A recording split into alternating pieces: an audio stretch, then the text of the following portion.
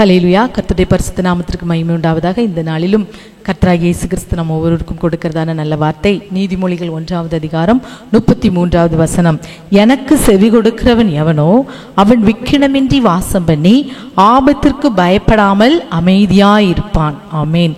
கர்த்தராகிய இயேசு கிறிஸ்துவுக்கு செவி கொடுக்கும் போது நம் வாழ்க்கையிலே எந்த விக்கினம் இல்லாதபடி நாம் வாசம் பண்ணுவோம். நம் வீடுகளில் ஒரு பிரச்சனைன்னு வரும்போது, ஒரு ஆபத்துன்னு வரும்போது எல்லாரும் ஓடி ஆடி போகலாம்.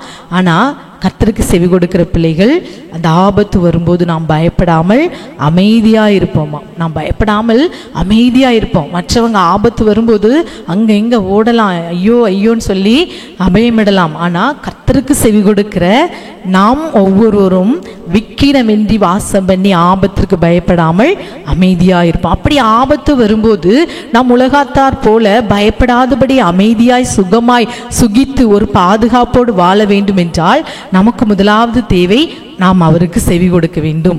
ஏசப்பாவுக்கு நாம் செவி கொடுக்கணும். அப்படின்னா நீங்கள் கேட்கலாம், நான் தான் எல்லா விஷயத்துலையும் ஏசப்பாவுக்கு செவி கொடுக்கிறேன் என்று சொல்லி. ஏசப்பா என்ன சொல்கிறாங்க வேதத்தில்? அவருக்கு செவி கொடுக்கறதுனா எப்படி? கர்த்தர் எதை கேட்கிறார்? கர்த்தர் அவருடைய கட்டளைகள் கற்பனைகள் எல்லாவற்றையும் நமக்கு நன்மை உண்டாகும்படி நீ செய், அதையெல்லாமல் நான் உன்னிடத்தில் வேறு எதை கேட்கிறேன் என்று சொல்லி அவர் கேட்கிறார். உனக்கு நன்மை உண்டாகும்படி தான் நீ என்ன செய், வேதத்தில் உள்ள காரியத்தை எல்லாம் நீ செய். கட்டளைகள் கற்பனைகள் எல்லாவற்றையும் நீ செய்யும் போது அது உனக்கு நன்மை உண்டாகும் என்று சொல்கிறார். அப்போ நாம் நம்முடைய வாழ்க்கையிலே கர்த்தர் நம்மிடத்தில் பெரிதா எதை கேட்கிறார்? நல்ல ஒரு ஒழுக்கமுள்ள பிள்ளைகளாய் வாழும்படி கேட்கிறார். வேதத்தில் உள்ள காரியங்கள் என்ன சொல்லுகிறது?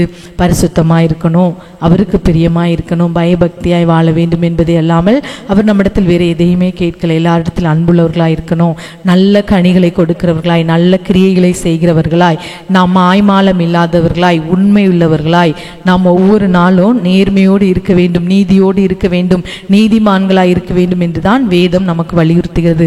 அப்போ அப்படிப்பட்ட இந்த வேதத்தில் உள்ள காரியங்களுக்கு நாம் செவி கொடுப்போம் என்றால் நம் வாழ்க்கையில இந்த உலகத்திலே எந்த ஆபத்தினாலும் வரலாம், மற்றவர்களை கலங்கடிக்கக்கூடிய எல்லா ஆபத்துகள் வரலாம். ஆனாலும் வரும்போது அவருக்கு செவி கொடுக்கிற பிள்ளைகள் விக்கினமின்றி வாசம் பண்ணி ஆபத்திற்கு பயப்படாமல் அமைதியா இருப்பீங்களா? ஒருவேளை இன்றைக்கு நீங்க அருமையான தேவனுடைய பிள்ளைகளே, உங்கள் வாழ்க்கையிலும் சில ஆபத்துகள் உங்களை நெருங்கி நிற்கிறதா? நீங்க பயப்படாதீங்க. நீங்க கர்த்தருடைய பிள்ளைகள், நீங்கள் அவரை சார்ந்திருக்கிற பிள்ளைகள். உங்களை ஆபத்து ஒன்றும் பண்ணாது, ஆபத்து உங்களை எதுவும் செய்ய முடியாது. கர்த்தரை மீறி எந்த ஆபத்தும் நமக்கு வரவே வராது. அவர் எல்லாவற்றையும் பார்க்கிறவர், அவர் நமக்கு துணையாய் கேடகமாய் இருக்கிறவர். பயப்படாதே, நான் உனக்கு துணை நிற்கிறேன் என்று வாக்கு கொடுக்கிறவர். நம் பக்கத்தில் 1000 பேரும் நம் வலது பக்கத்தில் 10,000 பேர் விழுந்தாலும் அது உன்னை அணுகாது என்று வாக்கு கொடுக்கிறவர். அப்பேற்பட்ட வாக்கு திட்டங்களை நமக்காக வைத்திருக்கிறவர். அவருக்கு பயப்படுகிற பிள்ளைகளை தூதர்களை சூழ பாளையமிறங்கி விடுவித்து காத்து ரட்சிக்கிற தேவனாய் இருக்கிறார். ஆகவே ஆபத்துக்கு நீங்க பயப்படவே பயப்படாதீங்க. கர்த்தருக்கு செவி கொடுங்க. எந்த ஆபத்து இருந்தாலும் அது உங்களை சேதப்படுத்த மாட்டாது. ஆமென். அது உங்களை சேதப்படுத்த அதிகாரமே இல்லை. ஆகவே எந்த ஆபத்தை குறித்து பயப்படாதபடி, ஒருவேளை ஆபத்தை குறித்து பயந்து போயிருக்கிறீங்கன்னா இந்த வேளையில் உங்களை கர்த்தருக்கு செவி கொடுக்க ஒப்பு கொடுங்க. அது எந்த ஆபத்து உங்களை மேற்கொள்ள மாட்டாது. ஆகவே இந்த வேளையில் நாம் கண்களை மூடி நாம் ஜெபிக்கலாமா? அப்பா, உம்மை ஸ்தோத்திரிக்கிறோம். நீர் கொடுத்த இந்த நல்ல வார்த்தைக்காக ஸ்தோத்திரம் அப்பா. இயேசுவே, இருள் பூமியும் காரில் ஜனங்களை மூடும், ஆனாலும் உண்மையில் நான் உதிப்பேன் என்று சொல்லியிருக்கிறீங்கப்பா. வெளிச்சத்தை நீர் உதிக்க செய்கிற தேவனாயிருக்கிற இந்த உலகத்தில் ஆபத்துகள் நாசமோசங்கள் வரலாம். ஆனால் உமக்கு செவி கொடுக்கிற பிள்ளைகளாகிய நாங்கள் விக்கினமின்றி வாசம் பண்ணி ஆபத்திற்கு பயப்படாமல் அமைதியாய் இருப்பீர்கள் என்று நீ வாக்கு கொடுத்திருக்கிறீர் தகப்பனே. நாங்கள் ஆபத்து வரும்போது நாங்கள் பயப்படாதபடி அமைதியாய் இருப்பதற்காக இயேசுவே, எந்த விக்கினமின்றி நாங்கள் எங்கள் வீடுகளில் வாசம் பண்ணி சுகித்திருப்பதற்கு உமக்கு செவி கொடுத்து, உம்முடைய வேத வாக்கியங்களுக்கு செவி கொடுத்து அவைகளின்படி நடக்க இந்த நாளில் எங்களை ஒப்பு கொடுக்கிறோம் தகப்பனே.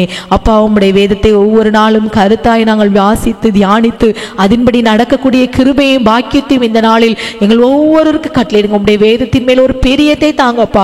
பிரியத்தோடு உம்முடைய வேத வார்த்தைகளை வாசித்து உமக்கு செவி கொடுத்து உம்முடைய கட்டளைகள் கற்பனைகளுக்கு கீழ்ப்படிய நீர் கிருபை செய்யுங்கப்பா. உம்மை நாங்கள் நன்றியோடு ஸ்தோத்திரிக்கிறோம். நீ நாள் நீடித்திருப்பதற்கு அப்பா. இயேசுவே, இந்த வார்த்தைகள் எல்லாம் கீழ்ப்படி நட என்று சொல்லியிருக்கிறீங்கப்பா. நீ நன்றாய் இருப்பதற்கு வேதத்தில் உள்ள வார்த்தைகளுக்கு கீழ்ப்படிந்து அவைகளுக்கு செவி கொடுத்து கட்டளைகளையும் கற்பனைகளின்படி நட என்று நீர் கேட்கிறீர். அதை இல்லாமல் வேற எதையும் இடத்தில் கேட்கிறேன் என்று சொல்லியிருக்கிறீர். இந்த வார்த்தையின்படி நாங்கள் இந்த நாள் முதல் செவி கொடுத்து வாழ நீர் கிருபை செய்யுங்க.